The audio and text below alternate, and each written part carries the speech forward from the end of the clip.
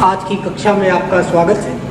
मैं अभिनंदन पांडे आज स्थिर वैद्युतिकी में कूलाम का नियम और क्षेत्र के आंकिक प्रश्नों के साथ अब तक जितने भी डेरिवेशन मैंने आपको कराए हैं उन्हीं से संबंधित कुछ जो महत्वपूर्ण प्रश्न हैं हम उनको आपको यहाँ करा दे रहे हैं। बाकी अन्य ऐसे प्रश्न जो आपको लगते हैं कि इम्पॉर्टेंट है और आपको नहीं आ रहे हैं वहाँ में आप मेल करिए या कमेंट में हमसे पूछिए, हम उसका उत्तर आपको देंगे। एक चालक जिस पर 1500 इलेक्ट्रॉनों की अधिकता है उस चालक पर आवेश और आवेश की प्रकृति बताइए। मानेंगे कि कोई चालक है हमारे पास, उसमें अधिकता है किसकी? इलेक्ट्रॉन की। इलेक्ट्रॉन के ऊपर कैसा आवेश? ऋण आवेश होता है। तो इस पूरे चालक पर आवेश की प्रकृति, प्रश्न का जो दूसरा पार्ट उसका उत्तर ही मिल गया, वो क्या होगा? पूरा चालक ये आवेश की प्रकृति ऋणात्मक हो गई। लेकिन अब कितने आवेश हैं यह हम कैसे करते हैं? आपको बता दिया गया था आवेश की क्वांटम प्रकृति, वहां आपने पढ़ रखा है Q बराबर N इंटू E। इस प्रश्न में आपको कह रहा है 1500 इलेक्ट्रॉनों की अधिकता है। कितने इलेक्ट्रॉनों की? 1500। और इलेक्ट्रॉन का आवेश कितना होता है? 1.6 गुणे 10 की घाते -19 कूलम। क्यू आप निकाल सकते हो, सिंपल सा जुड़ा कर दो। तो क्यू बराबर 1500 गुणे 1.6 गुणे 10 की घात -19। ये 2 जीरो हम पहले रख देंगे। 16 25 80, 16 इकन्नम 16, 16 24। यहाँ एक अंक पर दशमलव है, एक अंक पर दशमलव लगा लीजिए और गुणे 10 की घात -19। अब इसको रीअरेंज करिए, 1 2 3, दशमलव को 3 अंक इधर लेकर आइए। ये 2.4 गुणे दशमलव कितने अंक लाए हो? 3 अंक। इसमें से इसकी घात से 3 आपको घटा देना है। तो 10 की घात -19 में से 3 गया तो 16 मात्रक कूलम। ये टोटल इसका मान आ गया, क्यू का मान आ गया। और प्रकृति की बात अगर पूछेगा तो वो आपको क्या करना है? ऋणात्मक कर लगे। अगला प्रश्न हमसे कह रहा है 3Li7 नाभिक पर कूलाम में आवेशों की गणना कीजिए। अब हम क्या करें? गणना किसकी करनी है? आवेश की। आवेश की गणना के लिए पीछे हमने पढ़ा क्यू बराबर यानी होता है। यहाँ यन का मान हम कैसे निकालें? हमने रसायन में पढ़ रखा है ये 3 क्या है? परमाणु क्रमांक। और परमाणु क्रमांक किसके बराबर होता है? प्रोटॉनों की संख्या। और प्रोटॉनों की संख्या बराबर नाभिक के बाहर वृत्ताकार कक्षा में घूम रहे इलेक्ट्रॉनों की संख्या, अर्थात ये यन का मान है। n बराबर 3 हो गया। E बराबर आप जानते हो पहले से 1.6 गुणे 10 की घात -19 कूलम। तो Q बराबर Ne से Q बराबर 3 गुणे 1.6 गुणे 10 की घात -19 बराबर 16 3 48। एक अंक पर दशमलव रख दो, गुणे 10 की घात -19 कूलम। ये किसका मान आ गया? क्यू का।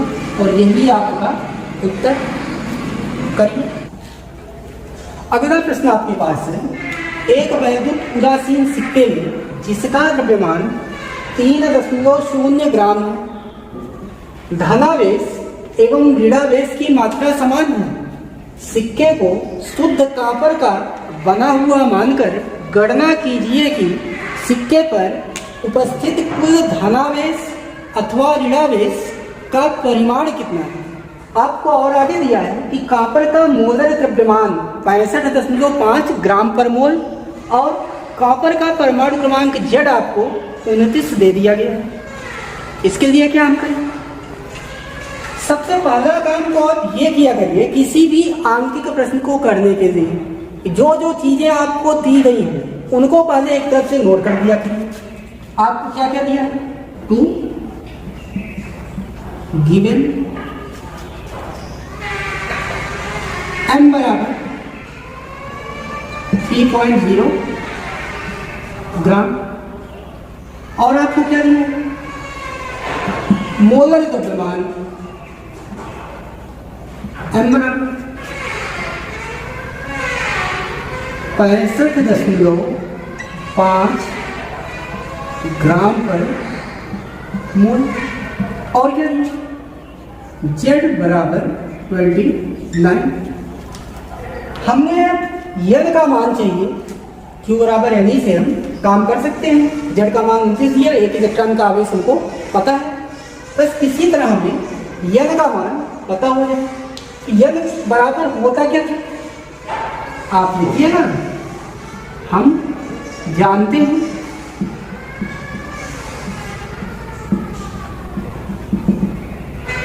सिक्के में उपस्थित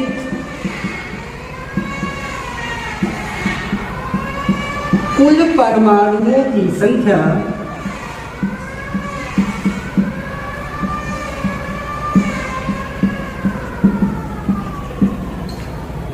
अर्थात n बराबर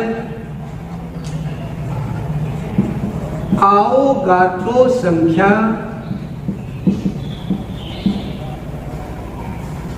गुणे सिक्के का द्रव्यमान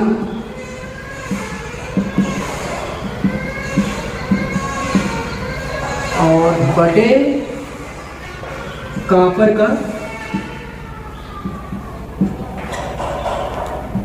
का मोलर द्रव्यमान।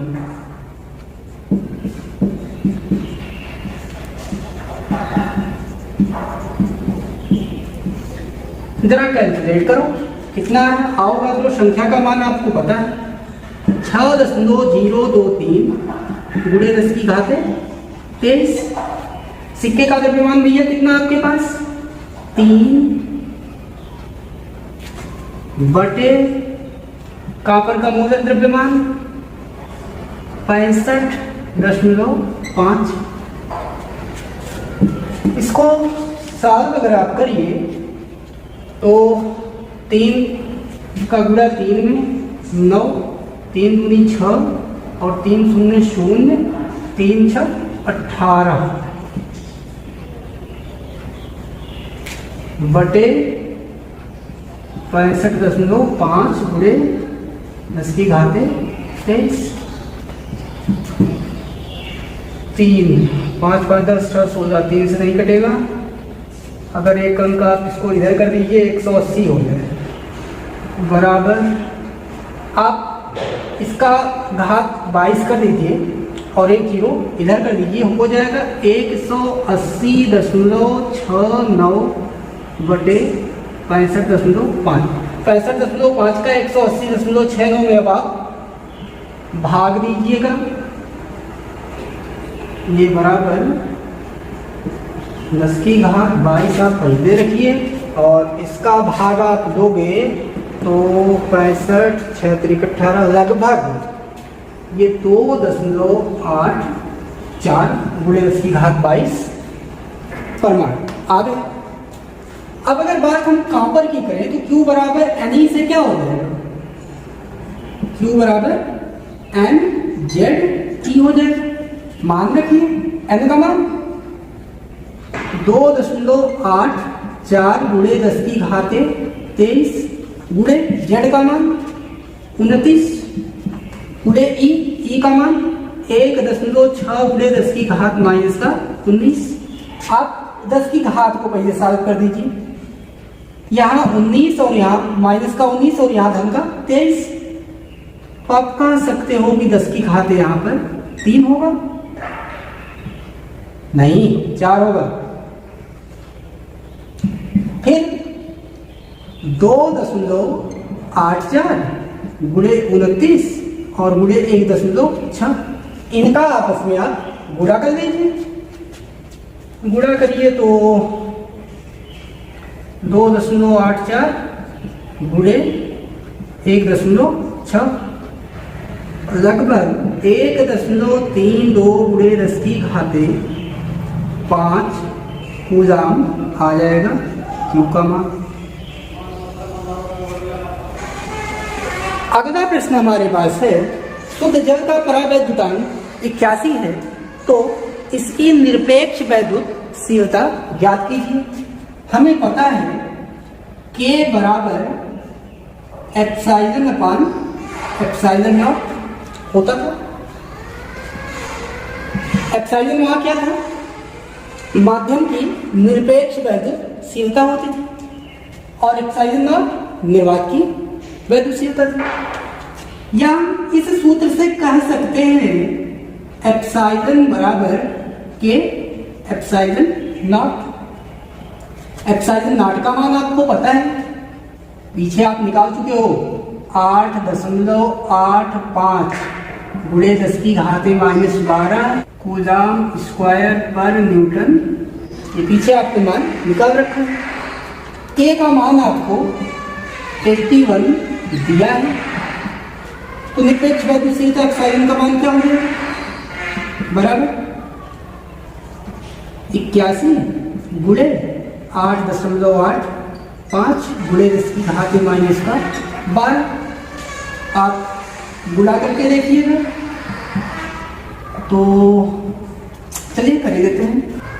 8.85 गुणे 81 1 से गुणा करोगे पूरा मान यही उतर कर आ जाएगा। 8 का गुणा 5 में किए 40, 7 से 4 है, 8 है 64, 64 4 68 और 8 है 64, 64 और 6 70, 5 8 8 8 16 6 0 और 1 और ये 7 2 अंक पर दशमलव है, यहाँ हम 2 अंक पर दशमलव लगा देंगे। एप्सिलॉन बराबर 716.85 गुणे 10⁻⁻12 सार्थक अंक में ले जाओगे। ये मान √10 से बड़ा है, यहाँ एक और जुड़ जाएगा 9 हुआ, ऐसे यहाँ पर 7 हो जाएगा। इसको इधर लेकर आओगे तो ये 1 में 1 जुड़ जाएगा 2 हो जाएगा बराबर। दशमलव को आप और इधर 2 अंक कर दो और यहाँ से इसका घात को 2 कम कर दो।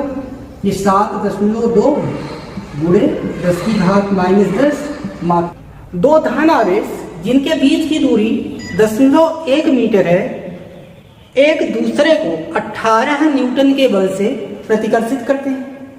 यदि इन आवेशों का योग 9 माइक्रो कूलाम हो तो इन आवेशों का अलग अलग परिमाण ज्ञात कीजिए। प्रश्न कहा क्या है कि कोई दो आवेश हमारे पास है, हम मान लेंगे कि Q1 और Q2 है। इनके बीच की जो सेपरेशन है वो आपको दी है 0.1 मीटर। यह जिस बल से, क्योंकि आवेश धनात्मक है तो एक दूसरे को क्या करेंगे? प्रतिकर्षित करेंगे। यह जो प्रतिकर्षण का बल है इनके बीच में F बराबर हो 18 न्यूटन है और एक शर्त दे रहा है कि Q1 प्लस Q2 बराबर 18 न्यूटन है। नहीं, Q1 प्लस Q2 बराबर 9 माइक्रो कूलाम।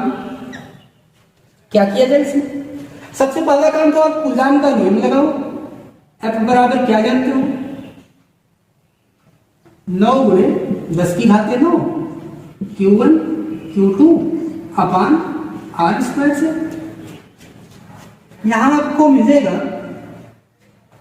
यहां 18 बराबर 9 गुणे 10⁻9 Q1 Q2 आप ऐसे ही रहने दो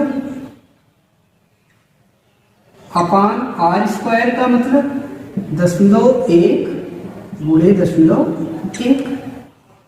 इनको आप इधर ले जाइए, रीअरेंज करिए तो मिलेगा Q1 Q2 इज इक्वल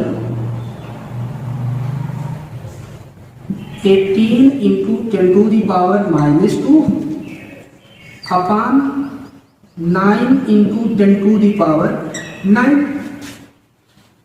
9 से इसको काटो 2 हो गया, घात ऊपर ले गए तो जुड़ जाएगी इसमें। 2 गुणे 10 की घात माइनस का 11, ये Q1 और Q2 के मान आ गए। एक मान हमारे पास ऑलरेडी है Q1 plus Q2 9 micro coulomb. अगर कहीं से हमको Q1 माइनस Q2 जैसा एक संबंध मिल जाता तो हमारा काम कुछ आसान होता। हमने सूत्र पढ़ रखा है Q1 प्लस Q2 का होल स्क्वायर बराबर, ये क्या होगा? Q1 माइनस Q2 का whole square plus 4 Q1 Q2। हम पहले से जानते हैं, मान रखो Q1 प्लस Q2 का कितना मान है? 9 माइक्रो कूलम मान।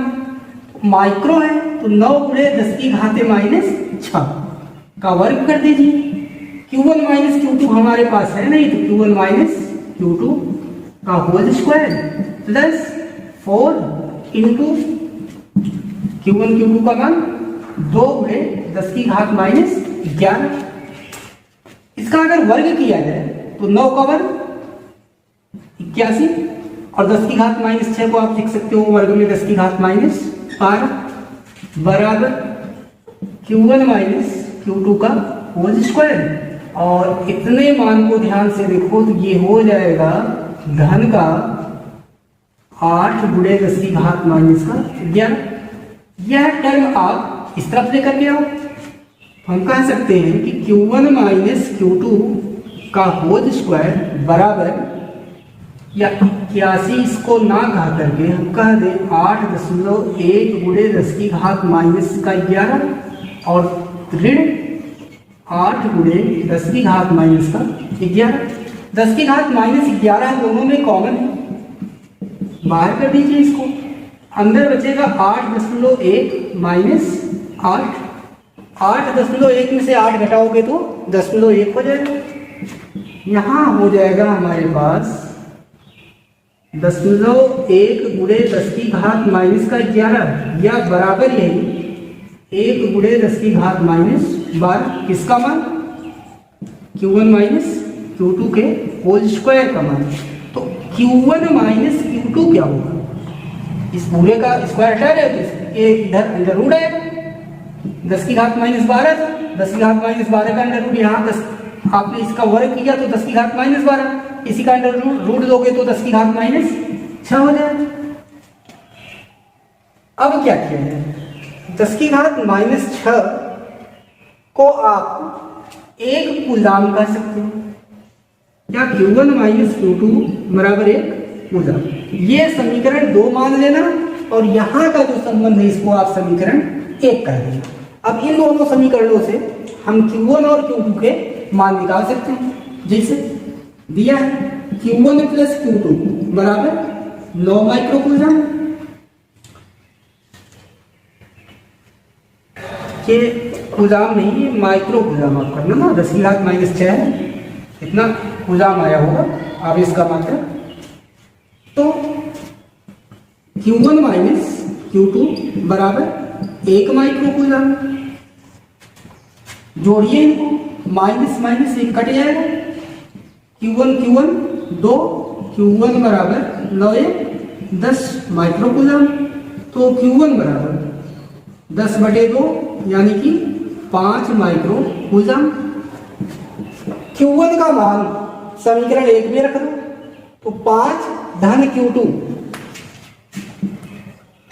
5 धन Q2 बराबर 9 माइक्रो कूलम, या Q2 बराबर 9 माइक्रो कूलम, 9 माइनस 5 बराबर 4 माइक्रो कूलम। अतः आप कहिएगा Q1 बराबर 5 माइक्रो कूलम और Q2 बराबर 4 माइक्रो कूलम। यही हमारे आंसर।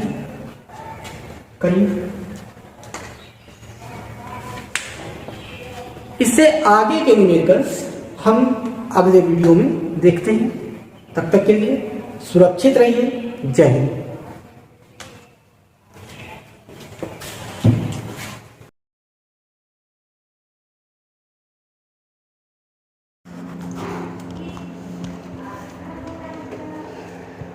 पहला प्रश्न है, समान आकार के दो सुचालक गोले ए व बी एक दूसरे से कुछ दूरी पर स्थित हैं।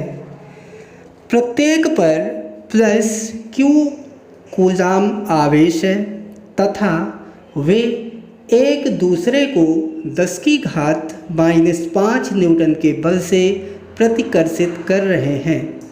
समान आकार का एक तीसरा सुचालक गोला सी पहले गोले ए को स्पर्श करता है, फिर गोले बी को। इसके पश्चात उसे गोलों ए और बी के ठीक बीच में रख दिया जाता है। गोले सी पर लगने वाला परिणामी वैद्युत बल की गणना कीजिए। इस प्रश्न में उत्तर आएगा 7.5 × 10 की घात -6 न्यूटन गोले ए की ओर। दूसरा प्रश्न है, दो बिंदु आवेश धन 9e एवं धन e एक दूसरे से 16 सेंटीमीटर की दूरी पर स्थित हैं। इनके बीच एक आवेश Q को कहाँ रखा जाए कि वह संतुलन में हो? इसका उत्तर धन 9e आवेश से 12 सेंटीमीटर दूर। तीसरा प्रश्न है, दो बिंदु आवेश क्रमशः +5 × 10 की घात -19 कूलाम तथा धन 9 × 10 की घात -19 कूलाम 1 मीटर की दूरी पर स्थित हैं। दोनों आवेशों को जोड़ने वाली रेखा के किस बिंदु पर वैद्युत क्षेत्र की तीव्रता 0 होगी? इसमें उत्तर मिलेगा आपको पहले आवेश से 41.4 सेंटीमीटर की दूरी पर। चौथा प्रश्न आपका है, दो बिंदु आवेश जिनके मान क्रमशः 1 माइक्रोकूलाम तथा -0.25 माइक्रोकूलाम हैं, वायु में एक दूसरे से 0.40 मीटर की दूरी पर रखे हैं। बताइए इन दोनों आवेशों को मिलाने वाली रेखा के किस बिंदु पर एक तीसरा आवेश रखा जाए कि उस पर कोई बल ना मिले? उत्तर इसमें आपको मिलेगा दूसरे से बाहर की ओर 0.40 मीटर की दूरी पर। पांचवा प्रश्न आपका है, 5 × 10 की घात -4 कूलाम आवेश पर 2.25 न्यूटन का बल कार्य करता है। उस बिंदु पर वैद्युत क्षेत्र की तीव्रता ज्ञात कीजिए। इसमें आपको उत्तर मिलेगा 4.5 × 10 की घाते 3 न्यूटन पर कूलाम। यह प्रश्न आप कल अर्थात शनिवार को करके अवश्य मुझे व्यक्तिगत व्हाट्सएप करिएगा। धन्यवाद।